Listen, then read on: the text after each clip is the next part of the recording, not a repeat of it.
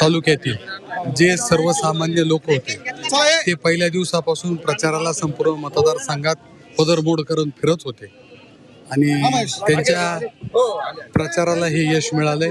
सर्व नेत्यांनी, सर्व महाविकास आघाडीच्या पदाधिकारी नेत्यांनी जे काम प्रामाणिकपणे केलं त्याचं हे यश आहे. खरं तर तुम्ही सिन्नरचे आहात, ग्रामीण भागाचे आहात असं म्हणून तुम्हाला विरोधक हिंमत होते. मात्र आता ही जर परिस्थिती बघितली तर नाशिकच्या जे शहरीचं मतदान देखील तुम्हाला पडल्याचं पाहायला मिळतं. हो, मग तेच मी सांगतो की सर्वांनी मिळून विश्वास दाखवला आणि जो प्रचार मी आणि आम्ही सर्वांनी केला त्या प्रचाराला यश मिळालं. याचं श्रेय महत्व करून कोणाला द्यावं असं नाही, असं एकाला कुणाला श्रेय देऊन चालणार नाही, परंतु ही सर्व लोकांचं श्रेय आहे.